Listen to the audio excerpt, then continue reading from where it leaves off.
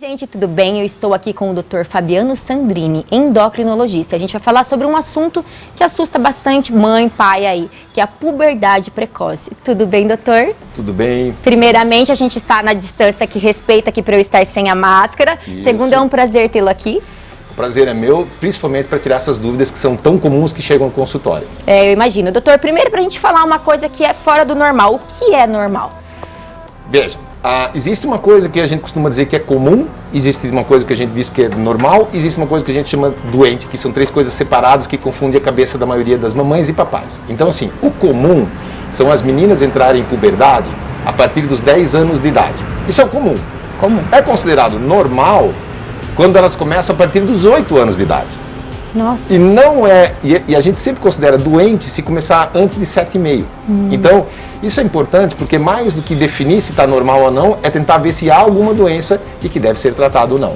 Em meninos é o mesmo padrão, só que sempre um ano depois. Então, o comum é a partir dos 11, é considerado normal a partir dos 9, é considerado doente se começar antes dos 8 anos e meio. Então, você sempre tem que procurar uma doença nesses casos. E aquele sinal que a mãe e o pai, não, eu preciso procurar o endócrino para ver se está certo isso, é com que idade? Então, é essa, C6, A7 menina? Isso é uma ótima pergunta. Primeiro, assim, qual é o sinal de puberdade, né? Então, existem umas formas diferentes de classificação, mas vamos falar de puberdade como ativação da gônada, que é o testículo no menino e o ovário na menina. Então, o ovário na menina a gente não tem como ver, mas a expressão que a gente observa é a mama. Então, puberdade na menina, observe a mama quando começar a evoluir. E no menino é a presença do aumento do volume do testículo. É já um pouco mais difícil observar. Em geral está associado esse aumento com presença de pelos, alguma vez acne, e que pode estar associado a esse aumento no menino. Então é o que você observa para definir puberdade ou não de menino ou menina. Então sempre dá uma analisada no filho, né? Na menina, no menino. Sempre. Né? Não raro, você pode até perguntar, né, para a menina, já observou se tem mama? É muito comum a menina vir comentar com a mãe. É menos frequente os meninos virem conversar com a mãe e com os pais em relação a isso, porque já existe um pouquinho mais de diferença, de pudor em relação aos meninos. E existe uma maior frequência do sexo acontecer mais em meninas ou meninos? Existe. Então, assim, é muito mais comum puberdade precoce ocorrer em meninas, tá? E, em geral, quando ocorre em meninas, são características idiopáticas que a gente chama. Não existe uma doença importante por trás. Nos meninos já é o inverso. Além de ser menos frequente, quando tem, em geral, está associado a uma doença mais grave do que deve ser tratado, que não é só a puberdade precoce em si. Uma pergunta que eu fiz levantei o questionamento para as mães lá no Insta, e me perguntaram muito até a respeito do que o doutor comentou, de pelinhos e acne. É um sinal que a gente precisa se preocupar? Sim, tem que se preocupar. Mas e assim, pelinhos e acnes em menina, em geral, não tem relação com a puberdade, porque o ovário, ele produz estrogênio, então ele vai produzir mama. Pelinho, acne, odor axilar, tem relação com uma outra glândulazinha chamada suprarrenal.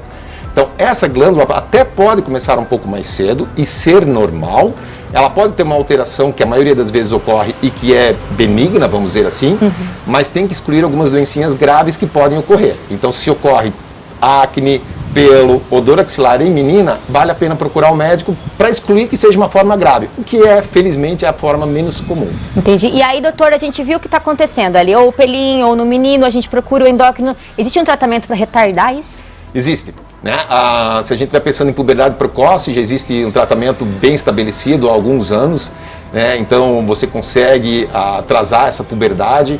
A gente habitualmente utiliza uma injeçãozinha feita a cada 2 meses e meio, 3 meses, depende de cada paciente, e ela é bastante segura, vamos dizer assim. É uma provocação que deve ser grande nos pais, ela tem segurança, né? E funciona muito bem, tá? E funciona muito bem. O importante, assim, o que eu espero quando eu bloqueio a puberdade? Né? O que a gente espera, como o nome diz, é atrasar a puberdade. Por que eu falo isso? Porque é comum as pessoas associarem a puberdade com o crescimento. Super comum. Isso. Então, se eu atraso a puberdade, não significa que eu aumento o crescimento. Tá? A não ser quem tem uma doencinha chamada doença da puberdade mesmo, a puberdade precoce. Se eu pegar uma menina normal e atrasar a puberdade, ela vai ficar do mesmo tamanho, eu só atraso esse desenvolvimento. É importante porque quando a gente pensa em bloquear a puberdade, tem que saber que eu vou bloquear mais por um aspecto social. Imagina uma menina de 9 anos e meio está menstruando, né, ela está com um corpo de mulher, mas é uma criança, então esse aspecto acaba sendo mais importante do que propriamente pensando em estatura e desenvolvimento. Legal, muito obrigada, doutor, por tirar nossas dúvidas. Qualquer coisa a gente já sabe que o doutor Fabiano está disponível para atender as nossas crianças. Eu que agradeço. Qualquer dúvida a gente está à disposição aqui. Muito obrigada, doutor.